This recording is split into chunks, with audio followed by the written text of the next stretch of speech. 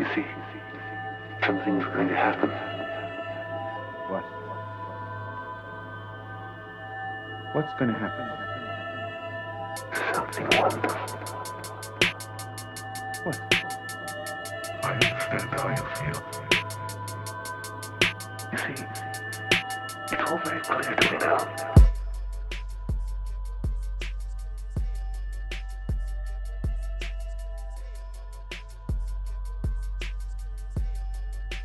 I got JJ Vance, not the president, and I got Julia Cosmic Peach with us, and we are continuing the Adolfo Constanzo part 2. That was a topic that Julia had brought to us, and we brought JJ on, figuring we can continue with it. And again, Julia has more of her notes and information that she was going to cover, and Lisa had a bunch of stuff and notes prior, and she added more.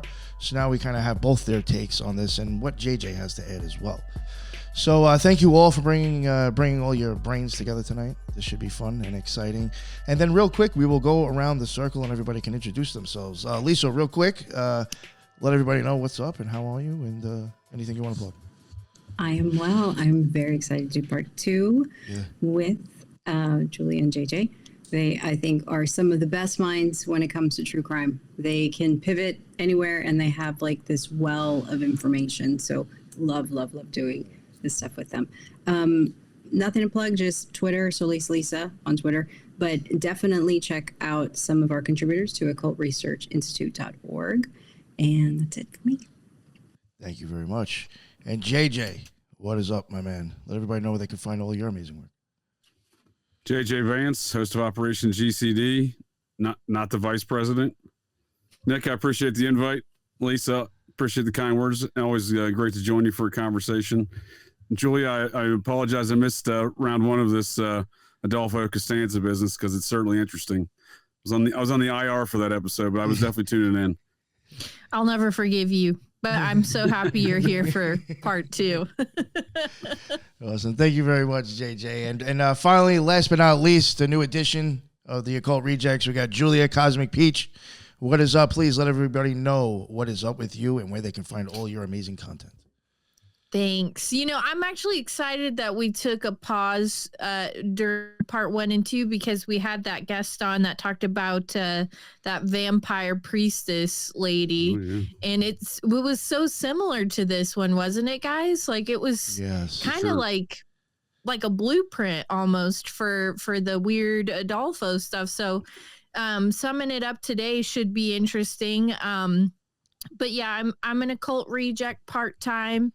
Cosmic Peach full-time, and if you haven't found me yet, you never will, but I'm all over the place wherever you listen to podcasts, and once a week on the Cult of Conspiracy, every now and again with Nick and the Occult Rejects. So I'm honored to be here. Always love working with JJ and Lisa because we're the dream team, I feel. I like that. I really do. Yeah, that's why I put it all together. Oh yeah. And yeah, for people who really don't know who Julia is, I will say too, like, go check out her show. A lot of it is solo and it's well produced. She's got music in the background. It's an impressive show. Doing a show by yourself, JJ can even tell you, it's fucking hard. Yeah. I can say it for myself as well. Not for the faint-hearted. It is not easy, believe it or not, doing a show by yourself. So I give the girl some credit. Go check out her stuff. It's really good. So thank you. Yes, and take it away, Julia. Well, do you kind of remember where we left off last time? I have it in my notes here that we talked about how he was assumed dead because they found 2 bodies that really couldn't be properly identified in that apartment building, and then he was his corpse and his boyfriend's corpse were flown back to Miami and immediately cremated, so there was no future like autopsies or any type of identification of the corpses. But they were later spotted, Adolfo and his boyfriend, somewhere. It was in Mexico, but there were several witnesses who said they saw them after they had supposedly died. So in my opinion, they were definitely being protected from on high in some capacity because they knew a lot of officials, like JJ could probably tell you better than me, but he was involved with cartels, but he was also involved with like government officials. And so I don't think that they were necessarily done with him. He was pretty useful. And I think that they just needed the public to think that they got the bad guy without really getting the bad guy. But Right. JJ was kind of talking about some stuff before we started recording, and I think it would kind of tie in nicely to this section of my notes if you want to take it from here. For sure. Nice. No, that's my thoughts exactly there, Julia. These details surrounding his death are just as murky as the details surrounding this man's origin story and birth. But I think you're spot on there with saying that they weren't done with this guy yet. He was a very effective operative, whoever was running them. So, we were discussing beforehand that some folks have kind of run with some of these details of this cult and doing some more research over the years. There's a college professor that wrote a series on medium.com called The Occultists, El Padrino. And it's goes over a lot of these additional kind of parapolitical details you're laying out there or describing, including apparently the chief of Interpol was his friend or client, as described in varying capacities. The chief of Interpol for Mexico. And this fella apparently introduced Constanzo to one Mexican drug cartel leader who would later meet his demise. After Constanzo infiltrated his organization, becoming like the chief wizard, if you will.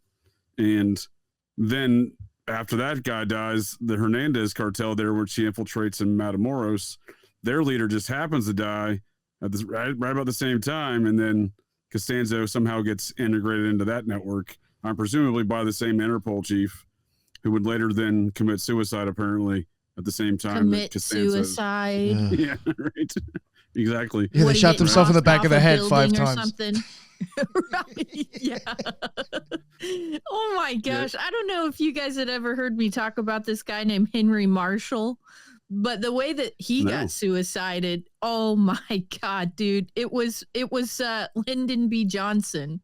And he hired this hitman to take this guy out that committed suicide, and he blasted himself in the chest 5 times with a shotgun, and just for good measure, he also put a chloroform rag over his face, and he was ruled a suicide. Damn. How the fuck do you put a chloroform rag over your face, load and blast a shotgun into your chest 5 separate times, and still it's suicide? I think like after the first 2 shots in the chest, blasting yourself in the chest. I mean, it's just like it's like JJ saying the higher up you go, the more political it is, the more ridiculous the suicides are. And I don't know. It's just, how do you blast yourself in the chest 5 times with a shotgun, dude? Right. Suicide. I mean, don't call me a detective, but I think if chloroform kind of pops up, I would start to think it wasn't a suicide. Apparently, I mean, that's just my opinion. You Obvious can signs still of get intervention. chloroformed and blow your chest out 5 times in the process. Yeah, I'm knocking myself out, but still pulling the trigger. For 5 times. Talent. Man, talk about an extra hand. You would need an extra hand, I think. For that. You would think. Yeah. And wouldn't it be like, it's like Kurt Cobain, they said he would have had to pull the shotgun with his foot and he had a shoe on. So it's like, how did it's just always, it never makes sense. Somebody obviously was standing far away too, because of like the blowout, his chest like literally exploded. So, I mean, come on, guys. Anyway, sorry to interrupt you, JJ. It's just when I hear suicide, that's the first thing I think of is like, yeah, okay. No, you're good. No, you're good, Julie. No, I mean, it is these politics that weigh in on these death investigations that make these ridiculous declarations there, right? Oh, 100. One of you talked about the Interpol guy. So apparently, yes, like it was around I believe September of 1988 when his name was Florentino Ventura Gutierrez, maybe, I think that was his last name. And he supposedly committed suicide. But they had alleged that Constanzo at this point is like doing all these scams. Not only was he scamming a whole bunch of people prior to being introduced to the Calzada family out of Guadalajara, but he like now finds a new victim, which is the Hernandez family, and he's running scams on them. And some of the scams that he's running on the Hernandez's family is just so over the top that you almost wonder that he had to, if at any point Ventura had to be like, I'm out of this, like this is Right.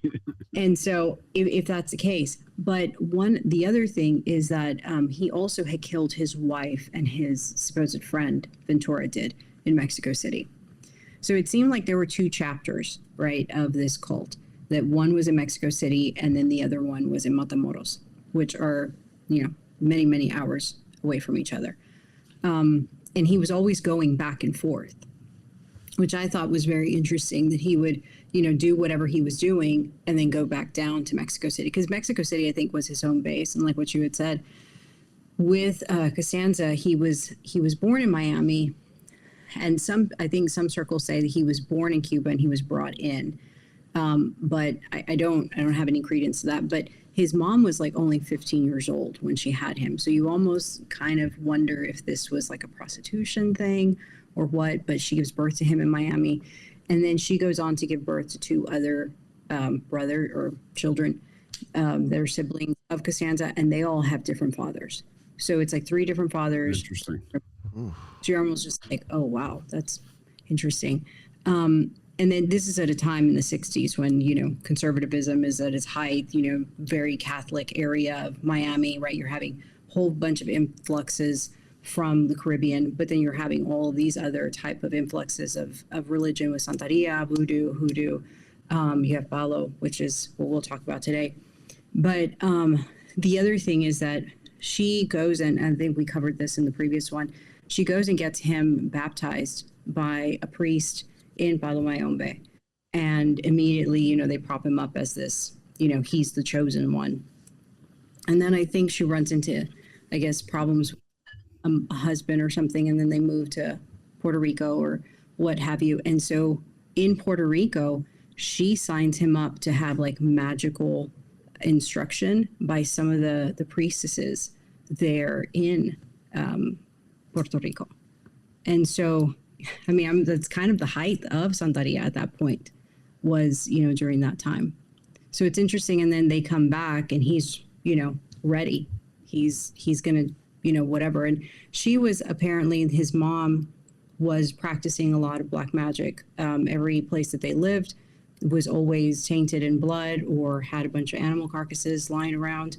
If she got into a tiff with like a neighbor, she would gift them, just so, benevolent of her, like animal carcasses, like goats and chickens without a head on their front doorstep. Just such a, like good neighbor.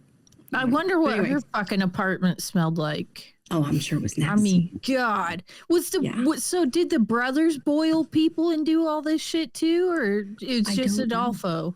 I don't know, and the mom's clearly unhinged. Yeah, what happened to the other ones? Right, that's pretty interesting. Think about it.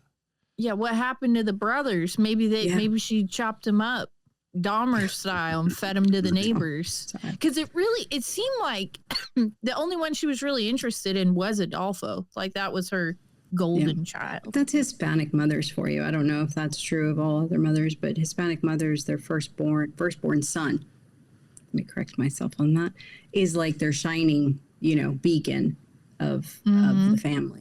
So maybe that probably played into that as well. So, he, not to recap, but just to kind of go back over it. So they go back to Miami. He's cruising the gay bars.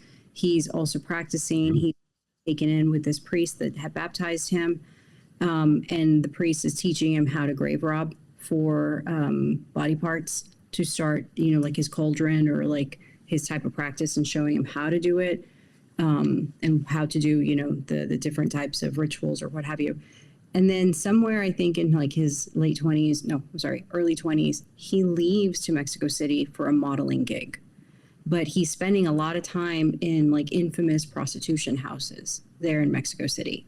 And he starts doing the whole thing and what have you. And apparently like his magical reputation gains him notoriety and popularity among people, that he starts building up a clientele. And at some point he has a ledger of like all the clients he had, what they were asking for, how much he was charging, how much they had paid already. I think I told Nick there was like 31 high paying, like VIP type clients, and that some of them had paid like $40,000 for some types of magical services. So, I mean, it's almost interesting. And some of these people were, like JJ said, high ranking law enforcement. A lot of them were heads of cartels. And so you almost wonder when he gets in with the Calzada family, you almost wonder because right at the time you have the Calzada family and you have the Hernandez family, you're starting, this is like in the 80s, you're starting to hear the rumblings of the U.S. wanting to go back into Mexico and reestablish that whole drug market. And you have the influence of Las Zetas towards the middle or end of the 80s. So that's right prime. They're gaining intel about all the cartels going on in Mexico and what have you. So, I mean, I don't know. That's kind of my theory on that. Do you think that they were helping him, though? Because a lot of them thought that he was magical. And it's almost like whatever they were asking for, he had help in like fulfilling their desires. Right. So he ran a lot of scams from what it seemed. So like, let me think how to briefly say all this.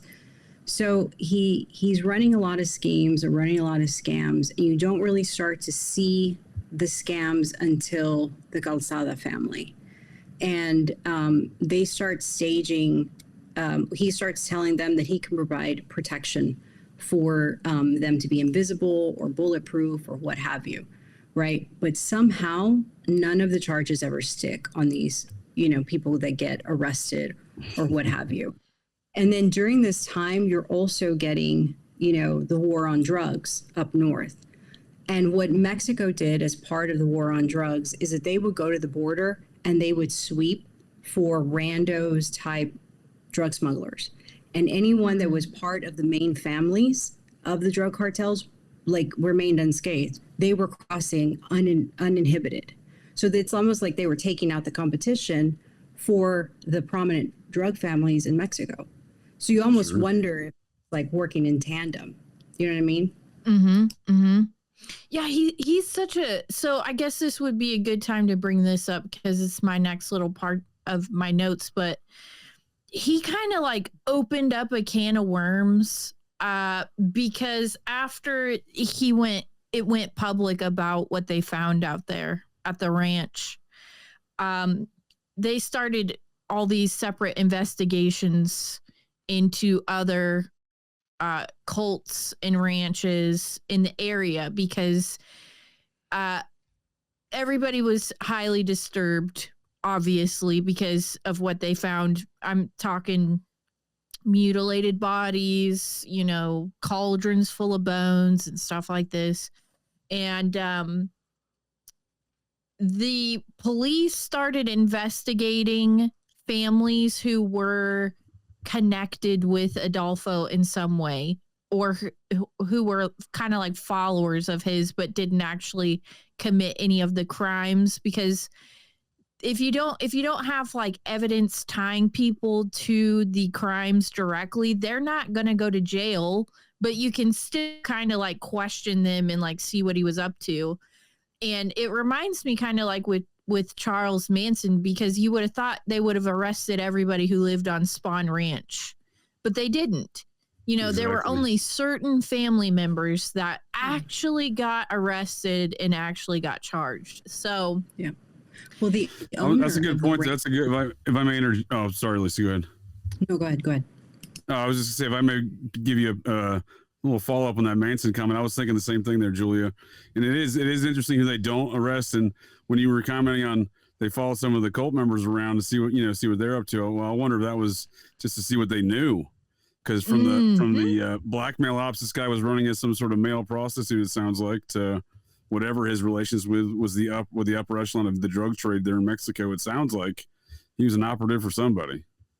Right, but it's like Charles Manson. Like they Manson, take right? him and like a few other people, and they go to jail or they're dead, right? Yep. They get taken care of, and then there's like swaths of followers that nothing happens to.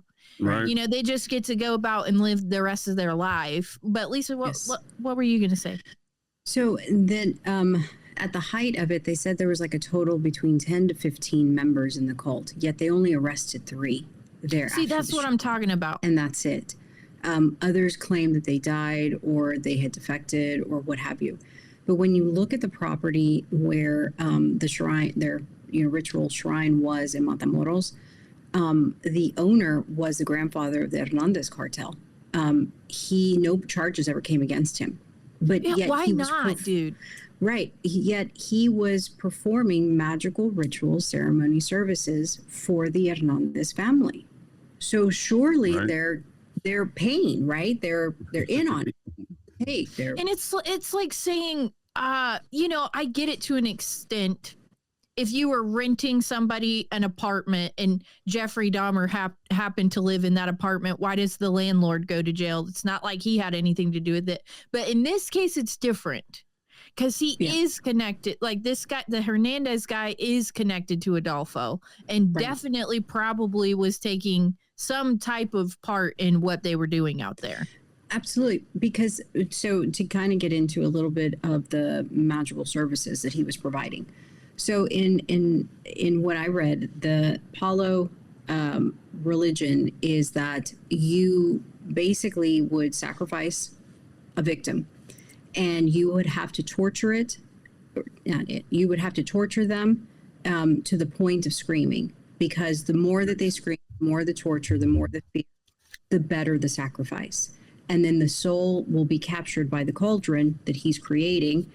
And then in the cauldron, that's where you place the innards or the viscera or whatever, and it has like sticks coming out of it, and it's supposed to like work like a tuning thing, tuning into the actual spirit world, and you are able to harness these, I guess, tortured souls to do your bidding, right? So the more the tortured, the better. But yet most of these people supposedly were strangers that they killed. But the families are paying for the service. So essentially they're paying for the death of a human sacrifice, right? They're paying for a human sacrifice for the magical service to be rendered, I would think. And probably specific individuals. I think so. Now, of 100. course, nobody gets into that part, except, you have the attention of the Killroys. But I do think that is the case. I do think these were targeted for sure. When you look at, like with the Calzada family, they're out of Guadalajara. What was that family targeted? It says in the book that it's because he asked to go in, he wanted full partnership with the Calzada prophet. He was saying, look, the only reason you become successful is because I'm doing all these magic rituals, providing you protection. I should get a cut of this. They said no, and immediately somehow they disappear, right? So now you have that. Yeah. A lot of the bodies that they found when they started digging them up, I think I talked about it in the last episode, but it was like former CIA agents, former let me see if I can find it. There's no way it was an accident. Well, you find that let me see. They were 100% scams. There was no magical, well, I'm not saying there wasn't, because I don't know. I wasn't there. But the types of scams he was running, it almost makes you wonder, this is why there was a CIA person buried there, or that's why there was a cartel person buried there. It wasn't the magic that made them invisible or bulletproof. It was that Adolfo took them out, and therefore So this is the thing. I found it right here in my notes, because if they just needed random victims, right? Like if I was going to do a spirit pot or whatever, I would just go somewhere and get a homeless guy and fucking cut him up if that's what I needed. Sure. If that's all I needed to do. But here's the victims. An owner and secretary of a company that served as a front for a cocaine processing lab. Sure, whatever. Typical. An informant for the federales and his mistress. 2 federal narcotics officers. 3 former police officers. and the American nephew of a U.S. customs agent. So random, right? Super random. It just exactly. That's great. That's Well, that's what random. that's what I was getting at with these drug cartels. There's obviously he's a pawn in some sort of upper echelon drug cartel kind of negotiations and at times hit squad, which again is same no different than Charles Manson. I feel like this is the correlations are so similar in those aspects. And again, the drug trafficking, right? Hispanic Charles Manson.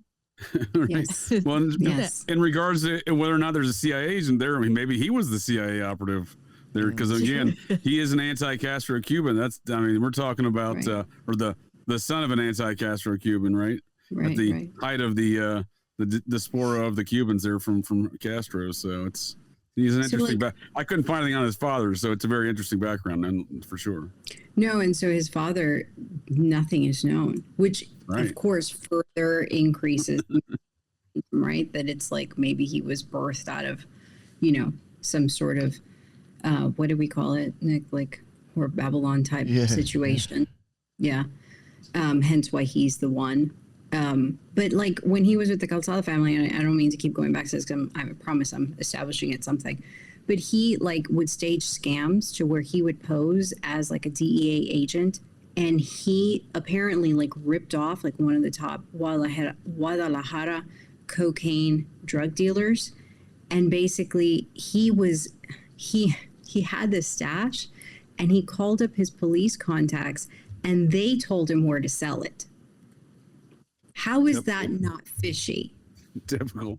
Oh, it's tuna fish. I mean, it's like the biggest fish you can get. Yeah. That's why this is okay. But here's the thing, and this is where all my research into Adolfo, I keep coming back to the same thing where there is an aspect of this that's very controlled and very gotta be CIA-ish in there somewhere. But the people who followed him were under the belief that it was all real, which is how you create Manson family victim, not victims, but Manson family members, because they didn't understand that they were getting a game ran on them. They thought it was real magic. They thought the sacrifices would really get them powers and stuff like this. So the remaining cult members who didn't get busted or go down with any charges, they did get investigated. And when the police searched their homes, there were reports of them finding blood-spattered altars in many of the homes of these cultists. In Mexico City, newspapers openly speculated that human infants had been ritually sacrificed by the group. And some reporters even said that babies might even have been bred specifically for that purpose.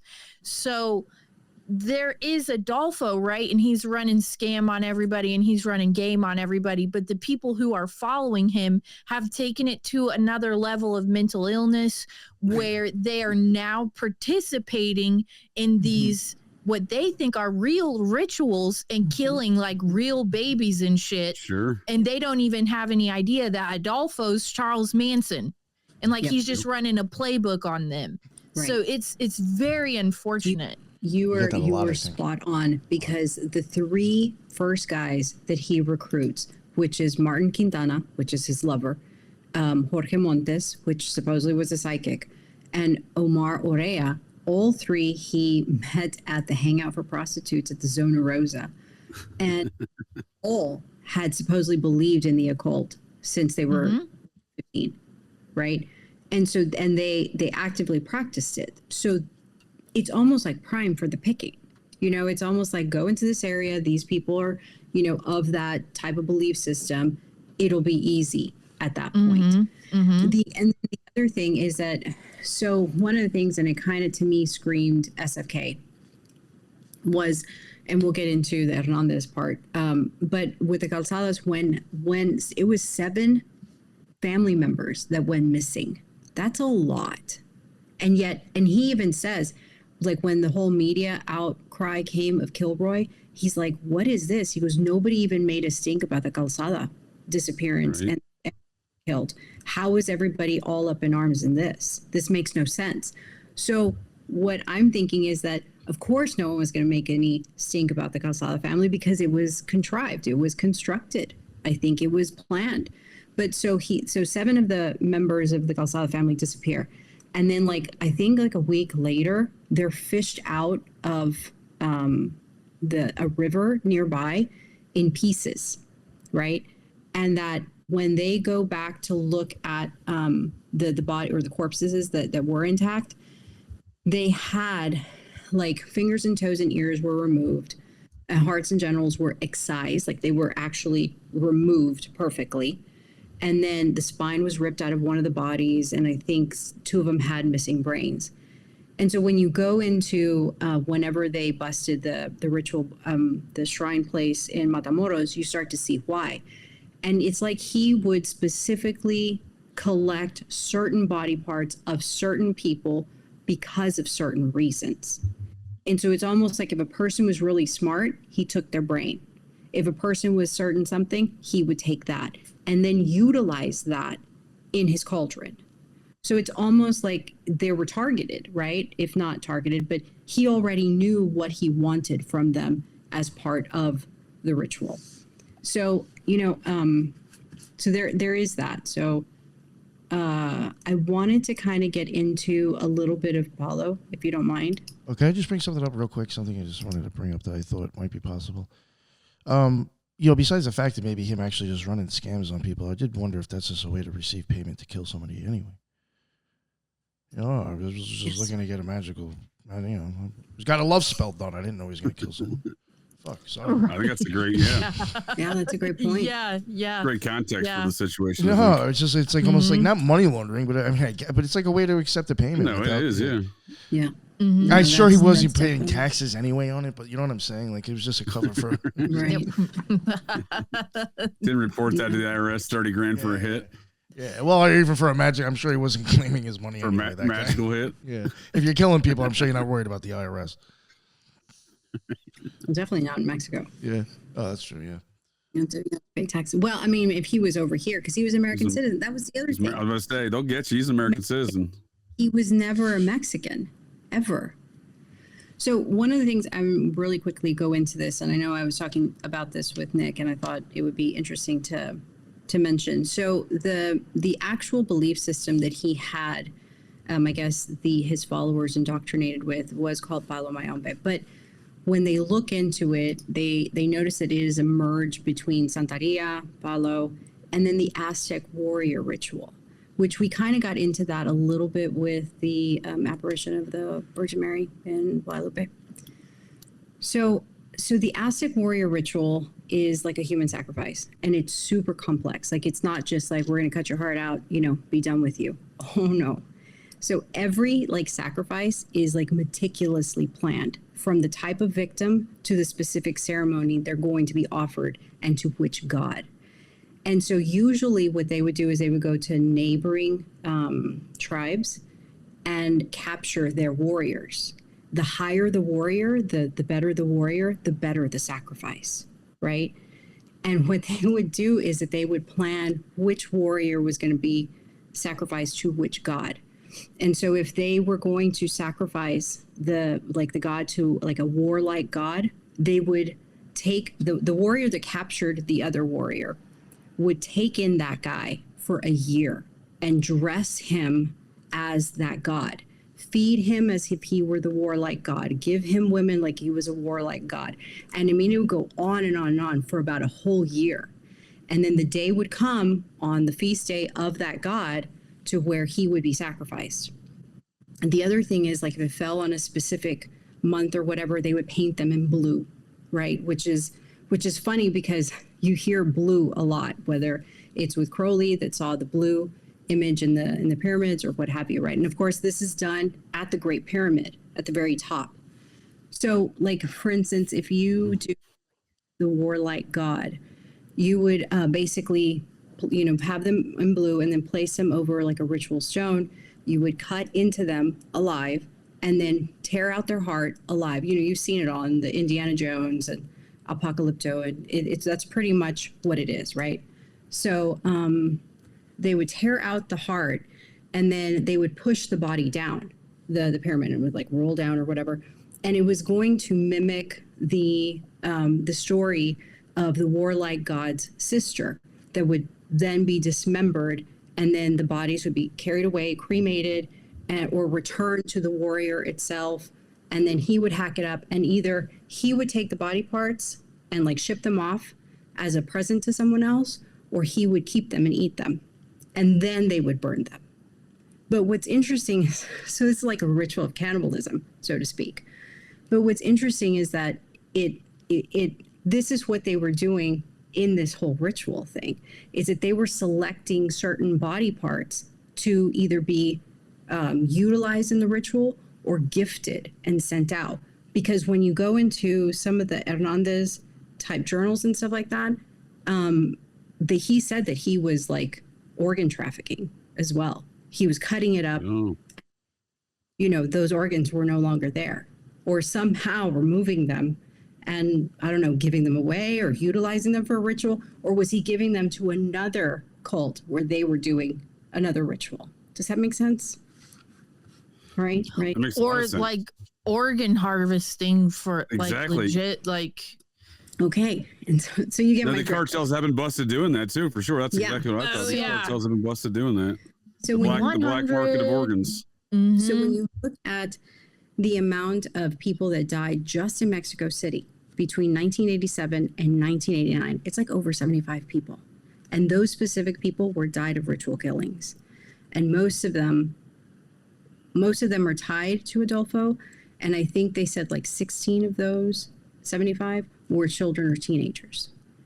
So Dude, I got the same thing in Yeah. my notes. It says a dude named Michael Newton reported that from 1987 to 1989, there were 74 unsolved ritual homicides in Mexico City. 14 of those victims were confirmed infants. So they were up to something for sure. So one of the main things about this god that the Aztecs would worship when they wanted it to rain is that they would capture children and they would torture them, because the tears of the children were part of the ritual and the sacrifice to the god. So now you hear Palo saying the worse the torture, the better the sacrifice. And now you're hearing that most of them were children and teenagers. I think this is way more to do with the Mesoamerican type belief system than anything else, in my opinion, right? But Because do you think that there's like a hybrid situation going on, and it's like Adolfo doesn't really care as much about who the well, he's going after specific people he's supposed to take out, but then all the Mansonite family members, we'll call them cult members that are following him, they're into this Palo stuff, and they really want like the sacrifice and the kids and the infants, and like they're actually like following like the Palo sorcery or whatever. But Adolfo, because if you can get somebody to think it's like part of the power structure thing, he doesn't even have to touch anybody anymore at that point. He's literally like just the mind behind the people carrying this out. So as long as they're getting the target ones that he needs to be taken care of, they can just do whatever they want with everybody else. Kids, babies, whatever. They can have their fun and do their little Palo shit with them.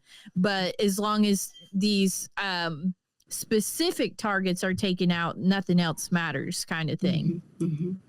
well, so Look. with that, as I'm let me just say this really quickly. No, go ahead. With that, I'm going to build upon that whole thing, Julia. And it's, if we remember when OG Nick and the Occult Rejects did their episode on the Order of Quetzalcoatl, what did we learn? Is that they were going into Mexico, right?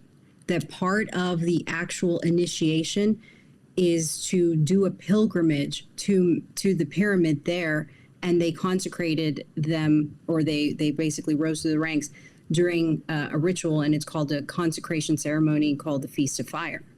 Well, that's the god that requires for children to cry, right? Yeah. And then if you read on or you listen on to an OG Tour episode, the Order of Quetzalcoatl talks about how they are the benefactors for the Shriners. And they supply the funding for the transportation of what? The kids, they buy some of the vans for the kids and everything to transport them to the Shriners Yeah, hospitals. but the Shriners, like, if we're talking about they got to rip the spines and shit out, they got plenty of that. But when the kids are in the hospital, what's wrong with them? They're in agony. Spider bifida. They're in Oh, agony. yeah, but plenty of other things. And they're Yeah, crying. That's one of them. I And still so think that they could be involved in harvesting shit off of them. Oh, no, 100%. But it's like this almost is still, it still goes with like the ritualistic aspect of it. Yes, in that it's not only them as well, but everyone else. Like who's going down there? The Mormons, Scientologists, Process. Everyone's going down there specifically there. area. So it's all these gods that they're actually practicing these rituals to, right? I mean, and then now you have Adolfo doing this out blatantly, and people are paying him for it. People are actually cashing in on this. Right. So I don't know. I mean, I thought that was important to kind of mention. It is important because it's almost. Oh, go ahead, Nick. I was just to add in, I know you had also mentioned something. I mean, I do find it interesting. The Shriners do dress up as clowns, and sometimes they don't actually make kids laugh. They actually scare the shit out of them, and they will cry. Right. Yeah. So, I mean, you're getting the tears there, too. And then Quetzalcoatl will transport you to wherever you got to go. It's just weird. Yeah, I mean, I kind of mentioned it when we covered with the guest, that vampire priestess, Magdalena, right? There's an aspect of this that it's like a true sorcery and belief system, and maybe she even believed it, the followers believed it, and maybe there was a level of actual magic going on, but then there's like this other aspect of it, how much of it is controlled. And so even with the Manson family, I know I keep bringing that up, it's like there was a true belief system, but it was also being controlled. And that's how you are able, it's like a blueprint, and that's how you're able to pull off a successful 100%. Cult. Totally agree. 100%. I do think it was 100% controlled by something higher up, governmental, whatever. And it was probably an exchange of like, we want these cartels out because we're going to move in the ones we want, but we'll do it under a guise of all this other stuff. Exactly. I think that's, you're spot on, Lisa, because, you know, again, with the Manson family correlations, you know, or any other of these occult crimes, you can throw Son of Sam and stuff like that. The victims, they're always, you know, kind of trying to cover up make it look random across the victimology, even though there are specific targets, right? So you have to have a couple of them to make it look right, you know what I mean? And that's with the Manson family as well. And, you know, not necessarily directly with the Manson murders specifically, but surrounding the cult activity there in Southern California, surrounding the process, Manson elements, you had legends and stories being told of the 4P and the 4Pi or 4P movement. And 100. they were incorporating the Aztec, you know, murder rituals in their business too, despite not being, you know, again, mashing together these principles and ideas. It's the 4Pi. Yeah. Well, you know what I always say is you can't separate governmental, CIA, even whatever you want to. You almost can't decipher the two. They're right. really one and the same. They definitely are. They definitely are. Well, and Nick, you had a question. Oh yeah, what was that 4PI? What's that from? I think The JJ 4Pi cult. So, yeah, what's that? Let's see. Turn it over to Julia. She probably got some information on it. But like I said, I No, can fill in some details JJ, you way. go, because that's like part of the process and shit, isn't it? Yeah, well, yeah. They're based off it seems of to be like some sort of offshoot movement of the process. okay, right, like a split off. How's it spelled? PI. But same difference, right? I mean, it's still part of the same umbrella network, right? Mm-hmm. Yeah, I was just wondering because of the pi. Like, I know, like, it's just a random thing. Like, and it's because I had spoken to somebody yesterday, and I was asking him, like, my friend Jordan, he had left the OTO, and I'd never really spoken to him that much about the place after I left. So, and I don't even know how high up he got. So I was like, did you do any more after I left? And he's like, yeah, I got up to the 4th PI. I was like, oh, okay, that's cool. Oh, really? I always said pi, but maybe it's PI. I don't know. No, I'm just Yeah. wondering if there's a play off that with that. That's what I was asking. How it was wouldn't be It's spawned surprised. off of the process church for sure. It's a Yeah. process spawned. because you could do your 4th, and then I think to become a perfected initiate or something. Or I'm off by something. There's a PI. It's like a thing, an add-on. You can do the 4th degree. So, and then after that, you can't go any farther unless somebody asks you in the OTO. I Well, didn't know in that was even Program ranked there. to, That's interesting. Yes, it is. yeah, I was going to say in Program to Kill, he talks about how all of them, process, Scientology, all of them, 4-pi cult, that's what I call them. They all come from grandfather belief systems that were really Crowley inspired. That's exactly right. That's exactly right. Yeah. Well, I'm glad And you the brought it up. 4P, speaking of mashing these weird cults together, that 4P, according to the Ed Sanders investigation, this is the term the Grand Chingon that Manson was referred to numerous times by different folks. But that apparently it's some sort of Eastern mysticism where they've mashed together some sort of Kali worshipping death cult with Buddhism and some sort of Japanese cult. It's a sex cult.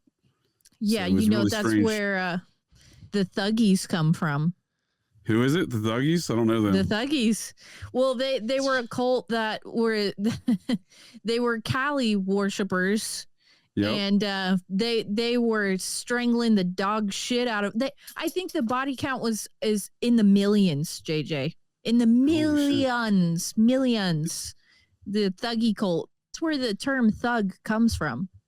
And this is what, India? Where was this? Yeah, his name was. Oh fucking hey!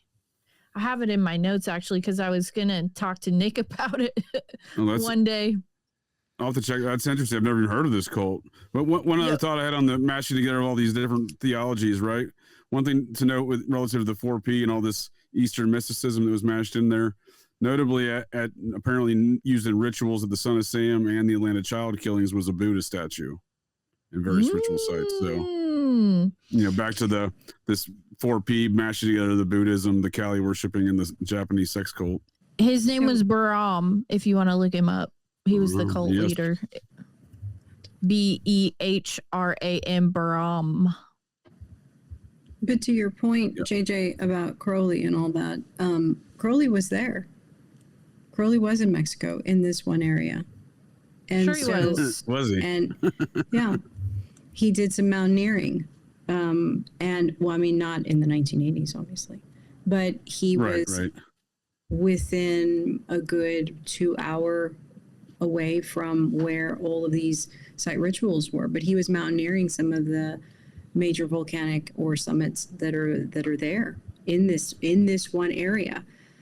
The other thing that some of the Aztec warrior rituals include is the use of sacrificial blood to form a dough and form it into some sort of statue that you worship or venerate. And so it reminded me of the Cakes of Light. Sorry. But it's A dough. That's interesting. Like a cake or some shit. Yeah. Or not, like Cakes a of light pizza. again. Yeah. Well, it's on the dough. And yeah. so, and it's from the blood of the people that are sacrificed, right? And the worse the sacrifice, the worse they're tortured, the better the sacrifice. One of the other things is, and I'll get into this, the Hernandez, because I think it's important. Right about the time when the Calzada and the Hernandez family is done away with, it leaves a vacuum, right? And the Gulf cartel is pretty much the predominating area in where the Hernandez cartel is and what have you. But at around the late 1980s, it's when La Michoacana family starts to form. And I believe they were incels, or they were like some sort of, they were revolting against something else. But there has been ties to the La Familia Michoacana and apparently Los Zetas that were training. And then when you look at the Gulf Cartel and who they were getting trained to be their bodyguards, you see actual connections with U.S. military or U.S. paramilitary or U.S. some sort of training with these people. So you almost have to ask, did the U.S. have an involvement with Adolfo in clearing out these two families and other 100. families? Because, like Julie was saying, what's his name said that there were many other cults like that in Mexico. And when they arrested Aldrete, and we'll get into her in a little bit, she said, this isn't going to die with us. There are many people that are doing this in Mexico. I know of one in Monterrey. And they are not affiliated with us, but I know they exist. So for her to say that, I think is big. I think it's definitely big to kind of get to what Henry Lee Lucas was saying, right? Well, yeah, and it makes me think of serial killers in general because they run many programs at the same time, and they see how it affects the public and which ones are successful and which ones are not. And it does make me think of the 60s because you had the Manson murders, you had Zodiac, shortly thereafter you had Ted Bundy. And so it's like they run multiple different programs. They're not necessarily affiliated, but they're under the same umbrella, if that makes sense. And they're just kind of functioning separately of each other. And how I know that this it has all the markers of a blueprint of the CIA is some of the captured cult members were interviewed, and it became clear that most of them suffered from split personality disorder. So that's another huge indication in my mind that there was something more than what meets the eye, because as soon as you find it's odd enough for one person to have split personality disorder, then you interview all the rest of the surviving cult members and they've all got split personality. What the hell is this, you know? And that's how they're able to be so successful as like cult leaders, is because half of the bitches don't even know who they are. That's true. That's so true. But so I think that a lot of the family members in the Manson family had split personality disorder. I think that's what they were doing at the Spawn Ranch. I think that they were doing a lot of MK stuff, a lot of Clockwork Orange stuff. And so that's why I kind of have been referring to this guy as like the Hispanic Charles Manson, is because all of his cult members have split personality. And just like how they didn't get rid of Charles Manson, they could have easily tried to like get this guy the death penalty or like have something happen to him in prison where he dies, but they haven't. Like they've kept him alive, and they've kept him like, you know, they do interviews with him and stuff, and they keep kind of like putting him out in the public eye. And they say that Adolfo was murdered, but then you see reports where he's been spotted afterwards. So clearly they didn't get rid of him. In the wake of the Matamoros case, two members of the Texas state legislature, Senator J.E. Brown and Representative Sam Johnson, introduced a bill aimed at combating cult-related ritual crime, which they asserted was a huge problem in Texas and elsewhere in the country. But after a decade had passed, the problem definitely had not cleared up. So it's a good thing they passed that fucking bill. Super helpful.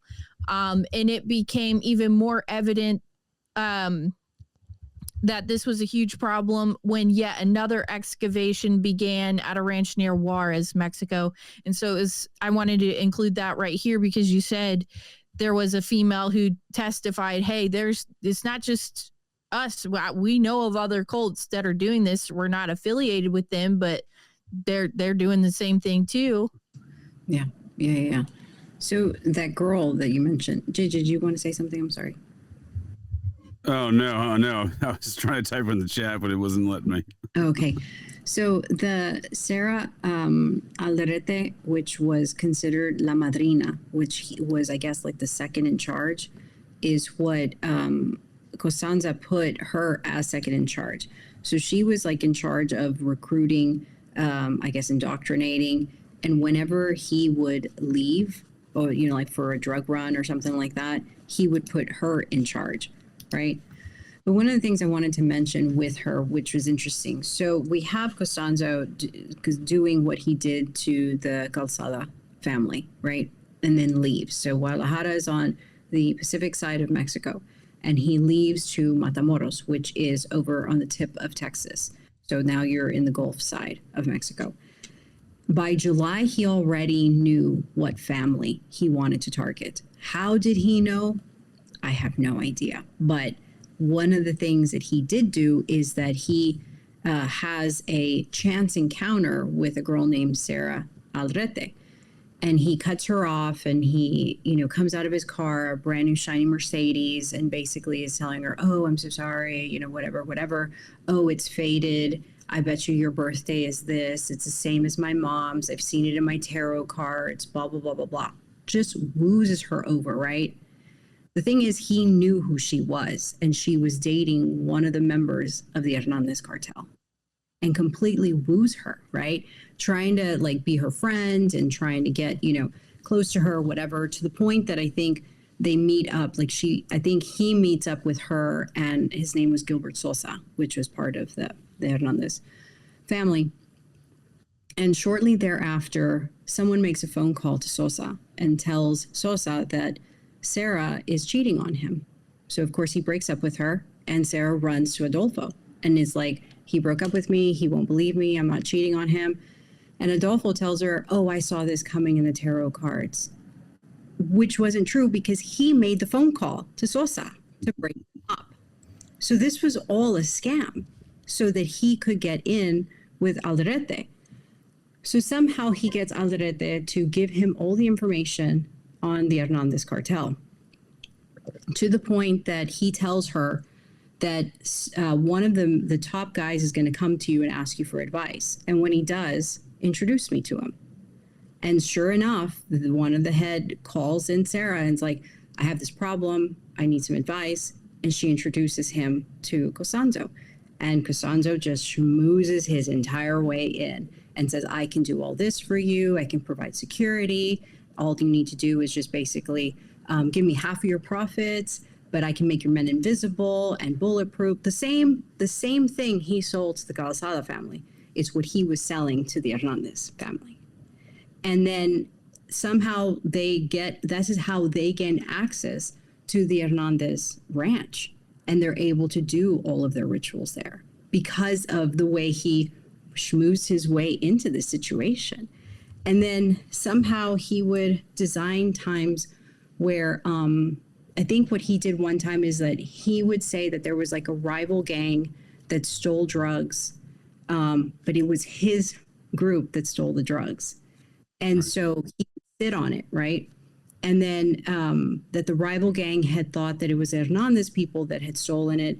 And so they kidnap his group, Adolfo's group, kidnaps one of the guys with their kid and tells the rest of the family, look, if I do this ritual sacrifice, I promise you won't have to pay any ransom, and I promise no harm will come to these two people.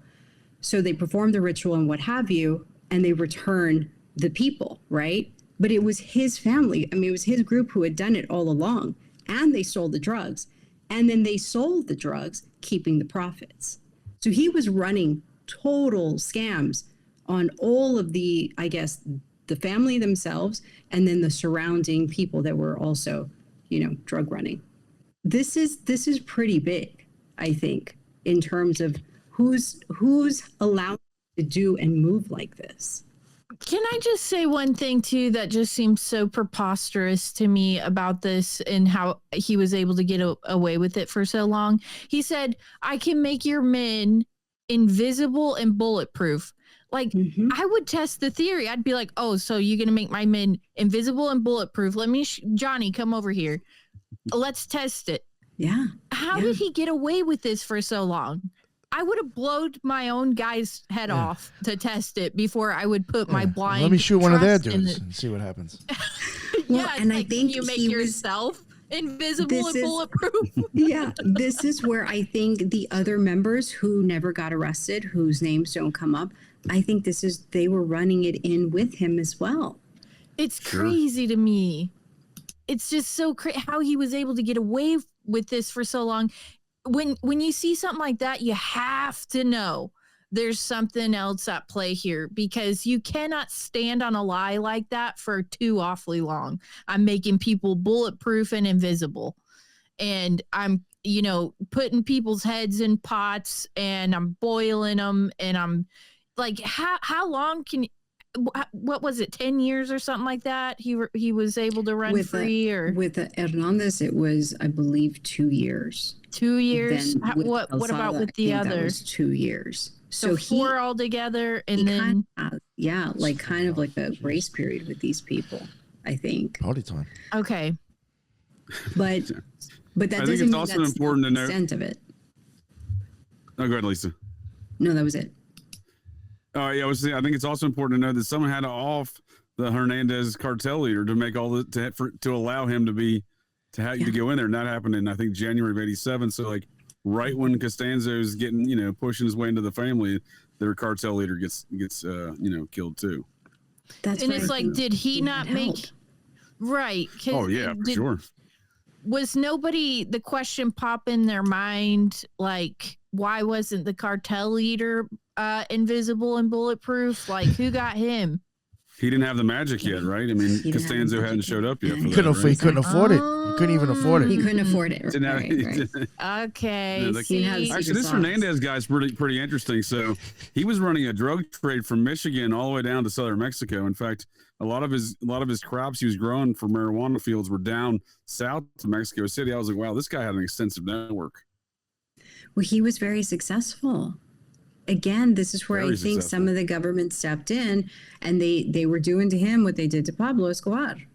They were like wanting to take over the farming industry in the area. well, and he was like a psychic to the stars and shit, Yes. like Marina Yes, he was. Abramovich Yes, he with was. their spirit pot and all that. It's very similar. You guys are laughing. I'm serious. He was cutting people up, chopping them up, putting them in a pot. He's a psychic to the stars. He's making people invisible and bulletproof and all this weird shit. And like, you almost have to wonder how easily it is to take a hold of someone's mental illness, because everybody wants to feel special and everybody wants to feel important. And so all you got to do if you're going to run a cult is make people feel special and important, and that they could have magical powers, and they could do like all this stuff and get away with it and murder people and put people's heads in pots and like they will sign up for it, even if it's the most absurd, ridiculous shit you have ever heard in your life, as long as you make them feel important, special, nobody else is like you, you're chosen, stuff like this. You got them. That I should start a cult actually, just to show how easy it is. As long as you're promising superpowers or magical powers, you're good. I'm not doing the JJ's flavor my aid. first It better initiate. be full on Kool-Aid. I don't want any superpowers. Well, think about this. The Heaven's Gate cult, right? They got their members. They did whatever they were going to do. They convinced them they were chosen and special and that they were going to ascend into this UFO and all this stuff. And one of the last things that was asked of them is to castrate themselves. And that's when a couple of them walked away, but a lot of them did it. They castrated themselves. Because they believe in the religion. Yes. Yeah. I mean, Well, it's Lisa, like- this is psychopathy at its No, finest. 100%. Because even like with Aldrete, she fell in love with, or supposedly fell in love with Adolfo. And even though he consummated the relationship, he was straight up told her that he was gay, that he preferred men. And she literally, like, she wasn't okay with it, but that she believed in the religion. What? Okay. So so did he say that before or after? After. Well, that is like, hey, so he broke her up with her boyfriend to have sex Brought with her her, in. to then tell her he was And gay. he apparently like completely brainwashed her with this whole religion thing. And they said like her friends said she became like an overnight expert about light and dark and brujeria and all kinds of witchcraft or whatever, and was espousing all kinds of whatever. And this, supposedly this girl was, very bright, was making all kinds of great grades and whatever. And then all of a sudden it's just like complete night and day. Another thing is that one of the Hernandez's family members was going to the same college she was going to as well. Well, I mean, it was right there on Brownsville. Everybody was going there, but Brownsville, yeah. The other thing is that, to JJ's point, when the Interpol guy commits suicide, this is at that point when the cult members kidnap Ovidio Hernandez and his 2-year-old son, and they basically stage a kidnapping and that whole ransom situation. Let me perform this, blah blah blah, and that about a month later is when the Interpol guy commits suicide. I think at that point he was like, I'm out. Like, this is too much. I don't know, maybe not. Or maybe they extracted him and was like, that's all we need. Thank you. Your pension is in the mail. Right. Yeah. I don't know. There's so many aspects to this, because I did want to mention this other one too. Did you come across this Juarez cult ranch too?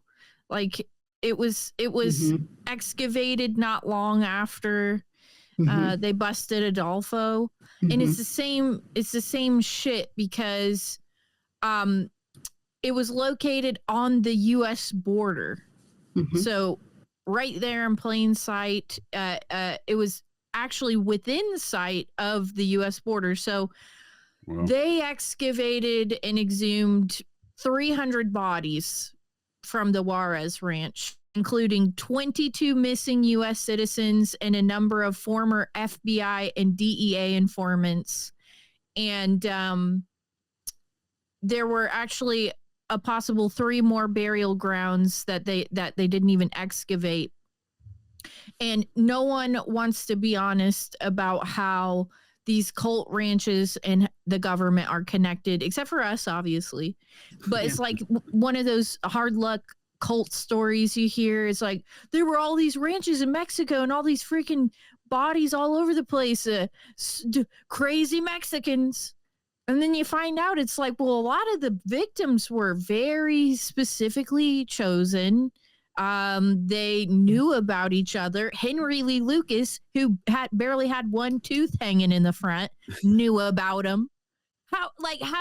Come on. It's like, this is for sure connected to each other in some way. Oh, yeah.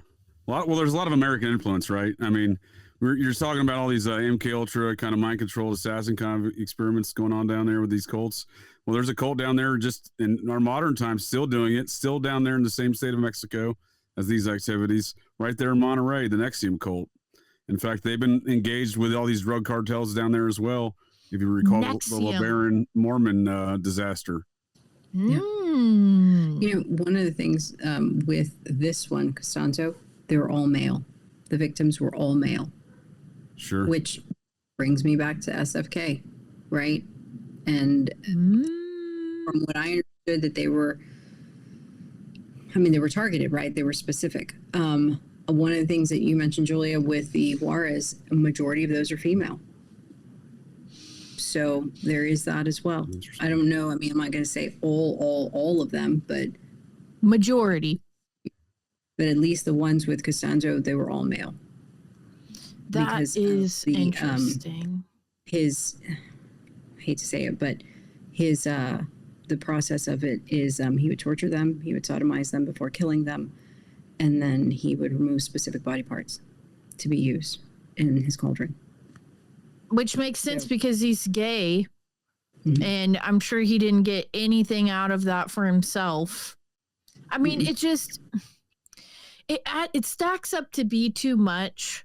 And this was, I mentioned it, I can't remember which episode I mentioned it in, but they had all these like shanty towns and all these factories and stuff, and these people would come into work and they would get their picture taken, and they thought it was like picture day at the factory, and they didn't know they were getting put in like a catalog and like auctioned off for like these rituals and stuff. Women, vulnerable, that were just trying to like make a living to support their families and living in like absolute destitution, and they would get auctioned off. Them and their kids even would get auctioned off, and men too, I'm sure. But it's just sad. And it's before I read books like Programmed to Kill, I probably wouldn't even put the pieces together.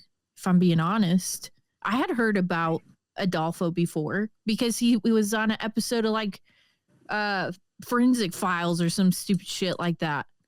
But until you really get to digging on the underneath part, you don't suspect that there's a big connection, like a spider web going on. Right.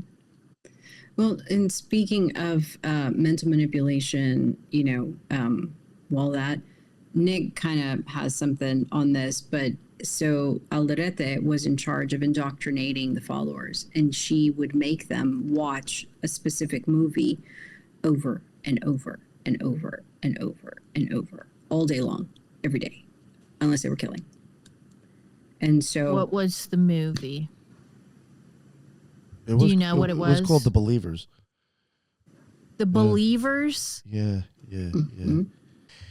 It's a 1987 Canadian-American neo-noir thriller horror noir film directed by John Schlesinger, starring Martin Sheen, Robert Loggia, and Helen Shaver. And it's based on the 1982 novel, The Religion, by Nicholas Conde. Nicholas Conde, first off, just to get off the bat with that is actually two different people's names. Nicholas Conde is a name for two authors, Robert Rosenblum and Robert Nathan. Nothing crazy on that, but it is a name for two different authors. In the movie, it explores the ritual sacrifice of children to appease the pantheon of voodoo deities through the currently used practice of Santeria. The novel depicts the various deities' personas commonly seen in Santeria and attempts to explain the connection and differences between Santeria and Brujeria, or however you say that. In essence, the novel shows that there is a difference between both and that one is good and one is bad. Whatever.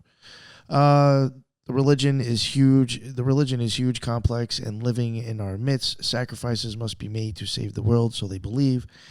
Anthropologist Carl Jamieson intends to study Santeria, trying to help a New York cop discover the killers of several children. He gets in over his head and finds his 7-year-old son, Chris, in jeopardy. So that's kind of like a little thing about that. Have you watched it, anybody? No. No? No. One thing I did think was interesting, Mark Frost was involved with the screenplay. He did Twin Peaks with David Lynch. So like I would say, in my opinion, those guys are occultists. Now, I'm not saying anything bad or anything good about them, but I do think he is. And it's this. Yes. Yeah. Yep. Sounds like a wild movie. that's it.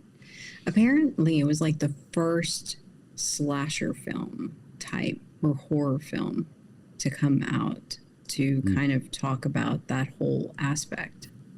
Right, Nick, or something? Yes. And then this guy's poor Emilio. I mean, you can only imagine what his kids went through. I'm serious, because the other one's a complete and total rapist, among other things. And I mean, I wonder what other movies this guy has done. John, what was his name? Schlesinger? Yes. Yeah. Schlesinger? Yeah, I do have a Schlesinger. little bit on him too. I didn't take down. I know he wonder did what Sunday he's Bloody into. Sunday. That's one of them. He's directed by Up to no John good, if you ask me. John Look at this. John Schlesinger. He's an English film and stage director and actor. He emerged in the early 1960s amongst the British New Wave, and that's a style of filming. Before a successful career in Hollywood, he was often directing films dealing in provocative subject matter. He was also one of the rare openly gay directors working in mainstream films. He was born and raised in Hampstead, London, in a Jewish family. After attending St. Edmund's School in Hindhead and Uppingham School, he enlisted in the British Army during World War II. While serving with the Royal Engineers, he made films on the war's front line. He also entertained his fellow troops by performing magic tricks. After his tour of duty, he continued making short films and acted in stage productions while studying at Balliol College in Oxford, where he was involved in the Oxford University Dramatic Society.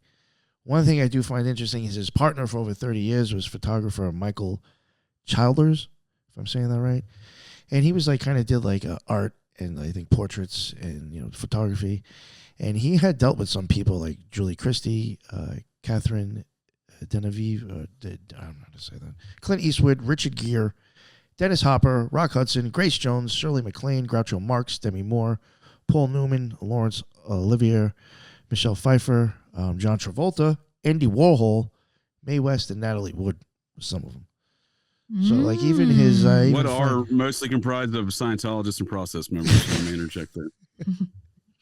Well, when I saw Andy Warhol, I knew that was one of the two were probably with him. So yeah, I was like, this is weird. the famous Andy Warhol picture, he took that. Childress. Have you guys heard me talking about how I have this weird thing about the 8? And like, I think it's a cult and they use it for specific things, ritualistic date. Yeah, I think August you have brought things. that up on the show. Right? One of the movies this Schlesinger did is called Visions of 8. Oh. And it says August 1972. And then it says capture what the naked eye cannot see. So that's interesting. Oh. That's interesting. Mm-hmm. He also did Marathon Man with Dustin Hoffman. Mm-hmm. Filmed at the adjacent property to the Process Church headquarters there in Pound Ridge, New York, right in the preceding months of the Son of Sam murders. Produced by none other than Cocaine Bob Evans, of course. Nice. Well, it was done in New York, for sure. Yeah. He's got a couple on here. Eye for an Eye, Pacific Heights. Oh, he does, right? Yeah. Great find, Nick. Yeah, it is, because I like to do this kind of thing because I feel so the guy who, this is totally off the subject, but this is why it's important, is because it's multi-layered. You would think like the movie Harry and the Hendersons, you wouldn't be able to find anything about that, but then you really get to looking in, and that was the first kid-friendly movie that director had made. The one he made before that was about a guy who was raping on this like 12-year-old girl, and how she was like promiscuous and she just loved it and was like, rape on me. And it was like, is it really his fault because she wanted it? That's the first movie he made. Then he made Harry and the Hendersons because that didn't go over too well. So, I mean, and then I found all this stuff in Harry and the Hendersons. Me and my friend Drew from You're Missing the Point podcast. I don't know if you've ever heard of him, but yeah, we did that one together, and there is a lot in there actually. And so when you do look at the directors and what they're into and their side projects and stuff, that movie I think was called Nymphomaniac that he made before Harry and the Hendersons. So if you really get to looking into that stuff, you can find all, I mean, maybe he's into furry shit. Steven Spielberg.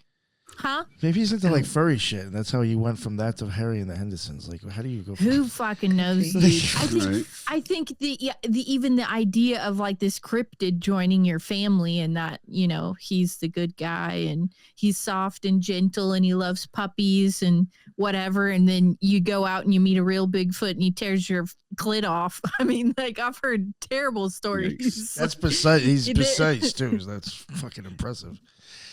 Well, it's like, as far as I know, Bigfoots are not nice, and they will legitimately kill you, and they come from like other dimensions and shit.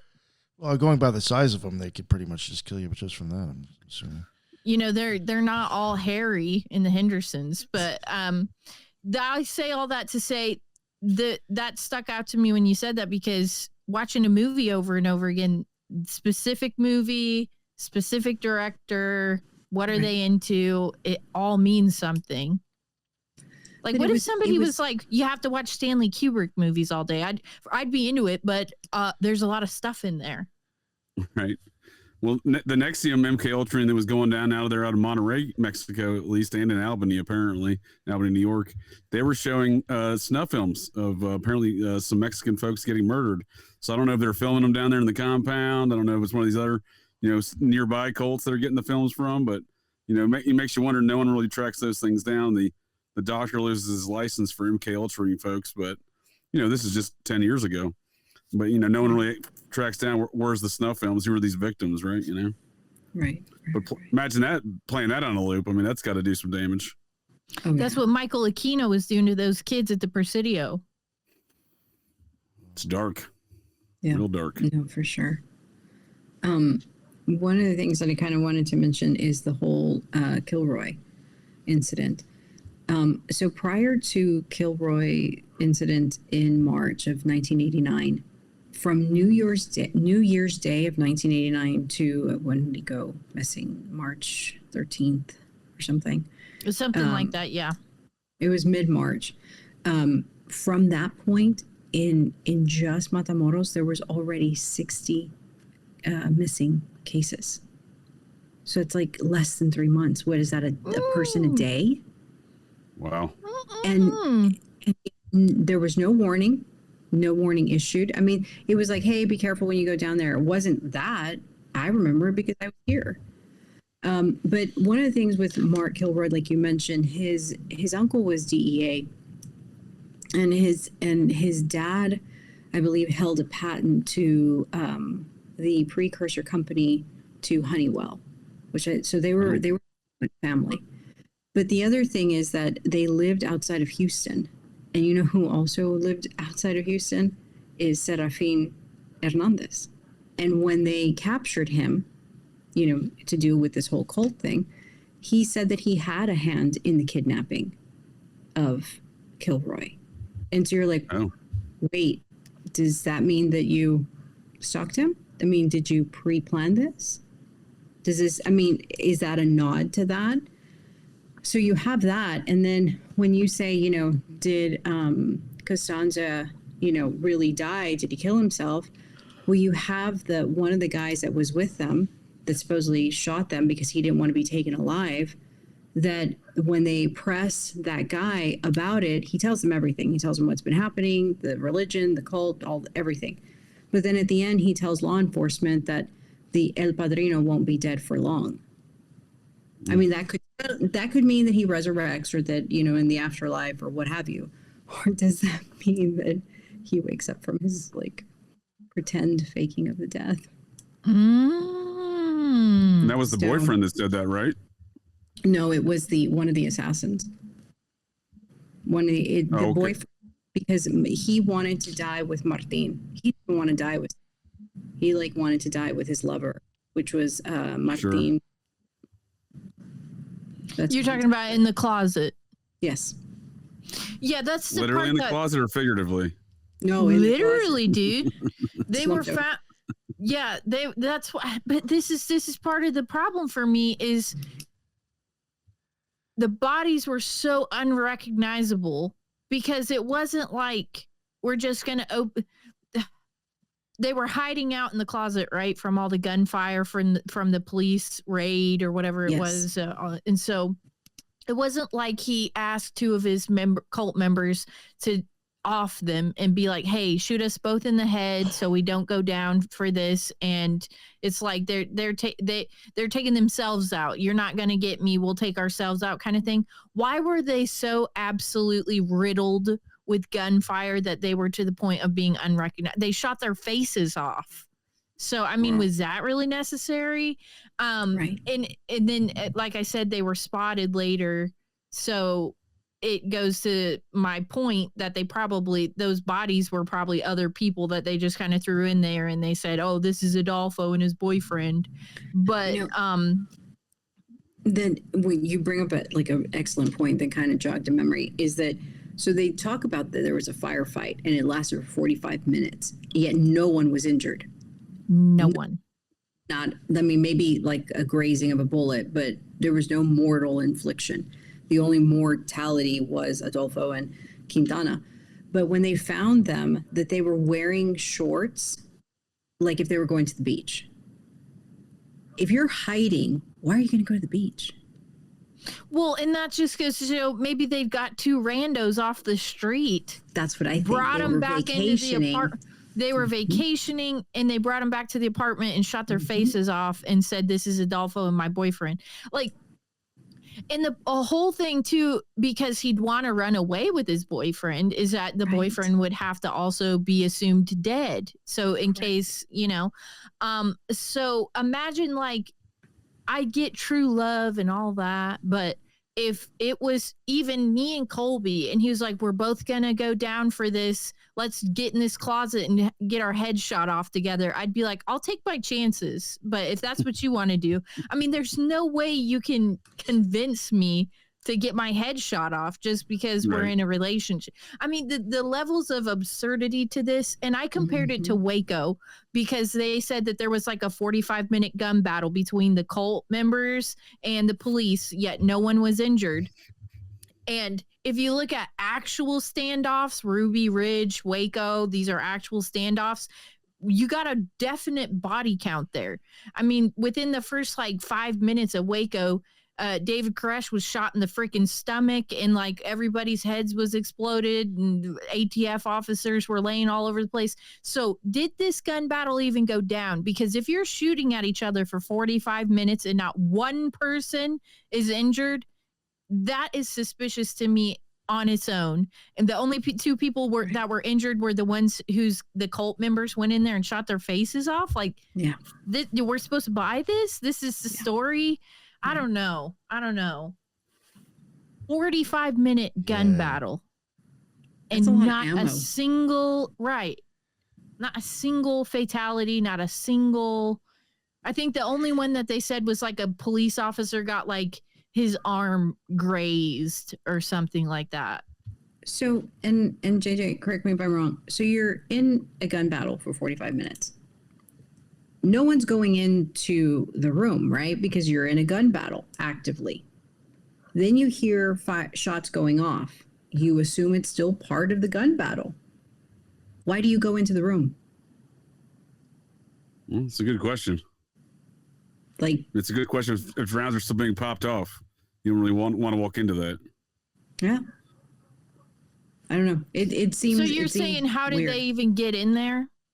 Well, because they said that as soon as I think they named him El Dubai or something like that, was the guy who supposedly killed Constanzo and Quintana, and that law enforcement then like broke into the room because, quickly they heard something go off, and so they stormed into the room to find them in the closet, slumped over, dead. That's with what their faces shot off. That's with their faces shot off. But it happened during I the often fight question too? these narratives. You know what I mean? Like, what's the objective evidence that there was this massive gun battle, right? Like, you know what I mean? Like the whole thing. The whole thing could just be, some sort of, fabrication. Part of the story. Part of the story. Yeah, that's what I'm saying. Sounds like a real glorious. Sounds like a real glorious affair, right? A glorious battle, right? You know how it started, JJ? You're never gonna believe this shit. A police officer was responding to a call about a missing child, and he was investigating the apartment complex and just so happened to stumble upon these hideaway cult members who started firing at him, and he exchanged fire in a 45-minute and called for backup, and then this all ensued. But it was just so happened he was responding to a call about a missing child and stumbled upon these cult members. It's a sharp officer. He needs a promotion. Right. Yeah. So, I mean, it's just the whole thing to me, it's kind of like just part of the story, I think it sounds like it, right?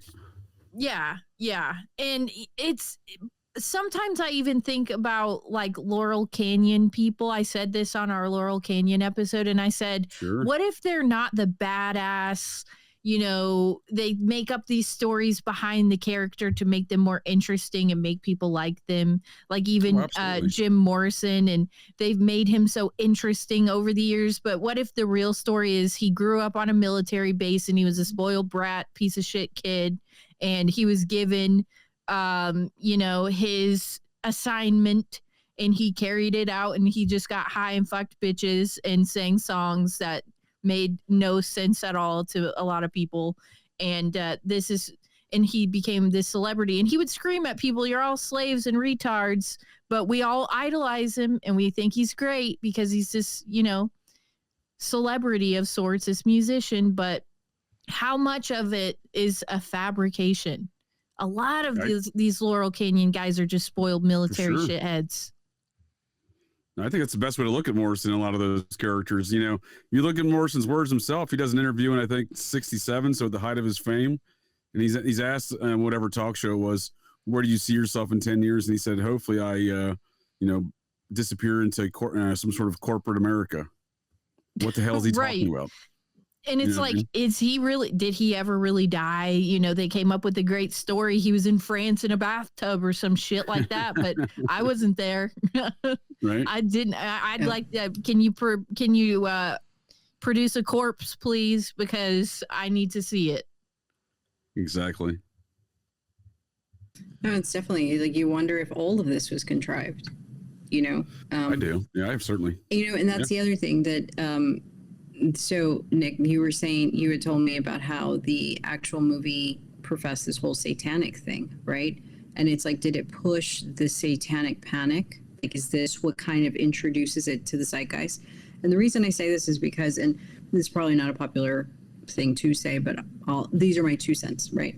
So in Program to Kill, it talks about how most of this stuff was being offered to Satan, or they were satanic rituals. Yet these religions have nothing to do with Jesus, the fall of man, Lucifer falling, Abrahamic. So Satan's not even a character in any of these rituals.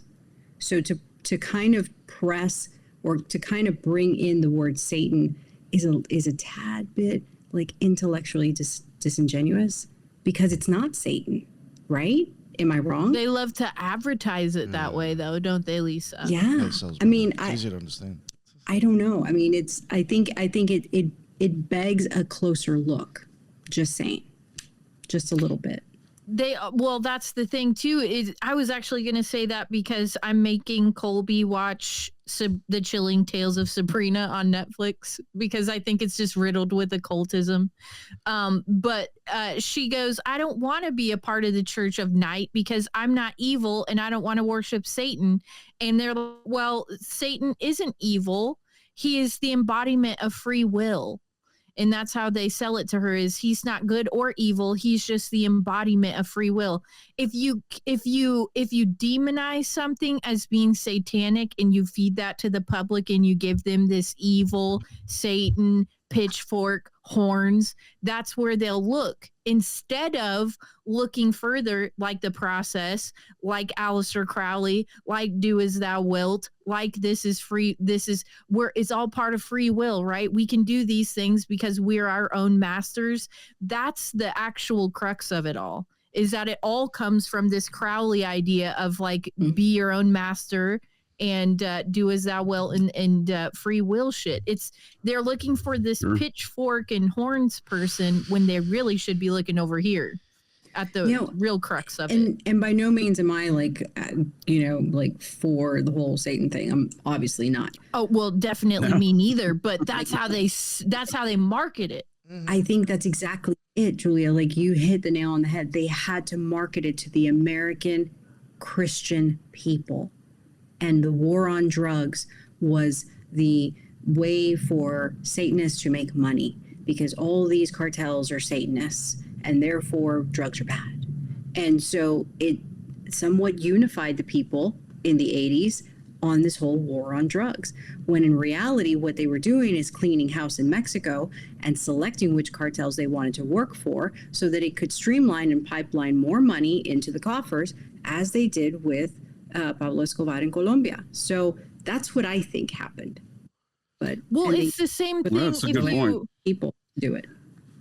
If you look at it like this, Lisa, this is what I think, and I've said this before, and out of all the spectrums of things, I would consider myself to be Christian, but maybe not in the traditional sense of the word. But if you look at how they've used Christianity as an equal weapon for mass marketing, all they got to do is slap that brand on something for the American public, and they'll eat it up too. Because it's like, when everything got divided, God chose a team, and it happened to be America, and he don't give a fuck about anybody else, apparently, right? And so if you're running for a presidency or anything like that, all you got to do is slap this label on, and this means something because it's marketed to us as something.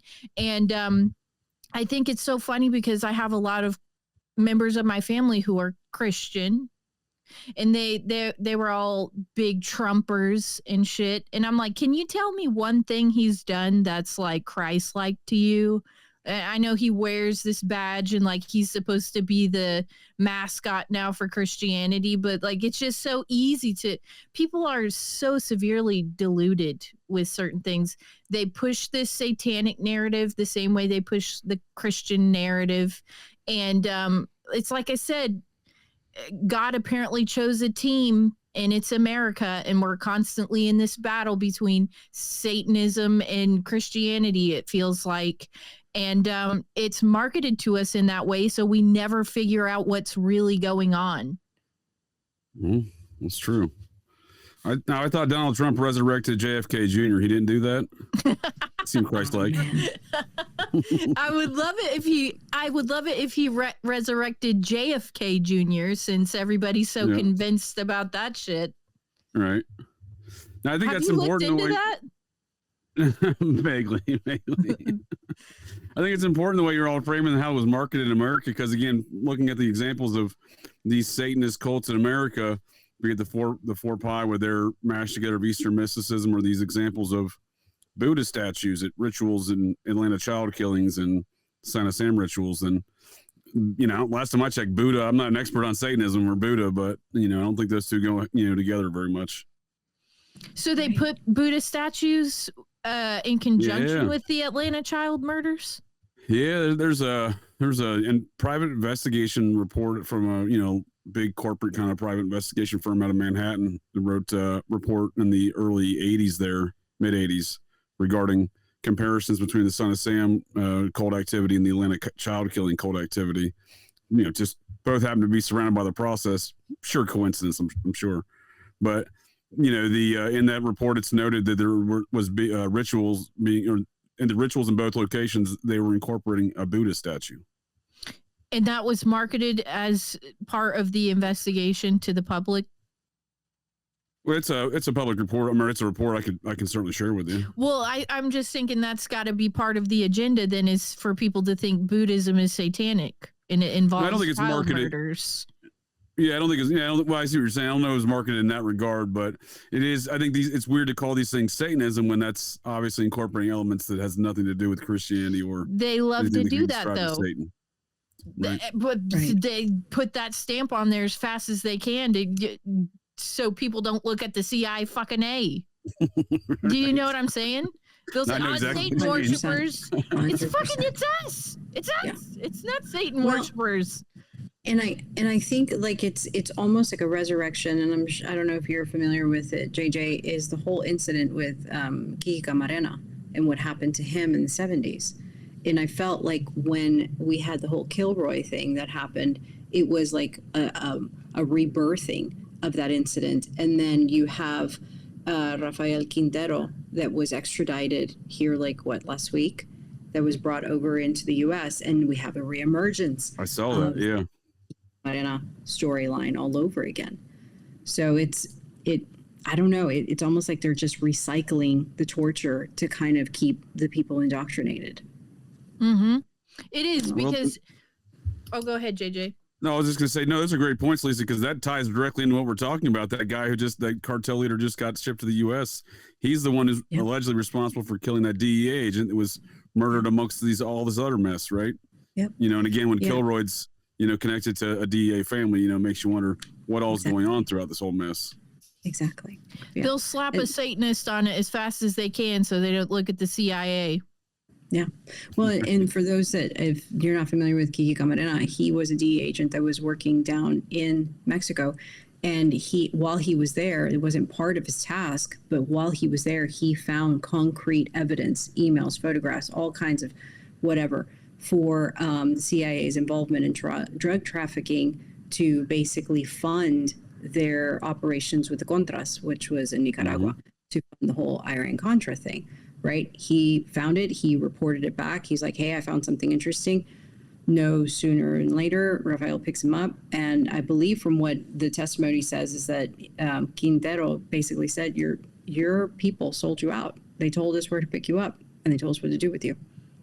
And so, And so you have that whole kind of, reselling, repackaging, like, no, that didn't happen. It's because, they're bad people down there. They're all criminal. Mhm. I just don't think this thing's ever stopped, right? So looking at the logistics of these situations, that ranch that was raided where the DEA agent got himself into so much trouble and murdered there in the mix of all these other Matamoros era cartel, murder biz. Well, that fella, that ranch just happens to be in the middle of all the LeBaron Romney Mormon ranches colonies. So and again, back to them, the LeBarons were shipping babysitters to Albany and to a school over in Monterey to babysit these Nexium kids, right? They're the ones who got bombed by the cartels about 12 years ago now. But I'm saying these wars are continuing on in the same exact area with the cartels and, at least with, various cult activities down there that, Right. Could be called satanic. But to call these Mexican drug cartels, I'm kind of stopped using the term Mexican in front of that because, as you're saying, this guy's getting transported to the U.S. for charges. They just busted a Sinaloa cartel leader in Idaho last week, just got sentenced. Sinaloa's been all over Ohio in recent years. The Hernandez cartel was as far north as Michigan. So, to call these Mexican drug cartels, they may as well just be American drug cartels. Yeah. CIA included. I will say that most of the children of the drug lords, they're educated in the U.S. Sure. They come over here and get educated and then get sent back. So, they have almost, I guess, dual citizenship, you could say, or like some sort of student visa or what have you. So, yeah, Sure. they're really coming back and forth. Yeah. That's a great point. Yeah, and then the Nexium folks, they're far stronger in Mexico than they were in America. They incorporated numerous elements of, numerous presidents' sons of Mexico. In fact, President Salinas, who was president during this whole era of all this Matamoros and other DEA agents getting murked, he was the president of Mexico at the time. His son was Ranier's number 2 guy in, number 1 dude in Mexico. That's crazy. That's so crazy. It's all connected, dude. Yeah, for real. 100%. Did you guys have anything else? Yeah, fuck Adolfo. Yeah, right. Fucking asshole.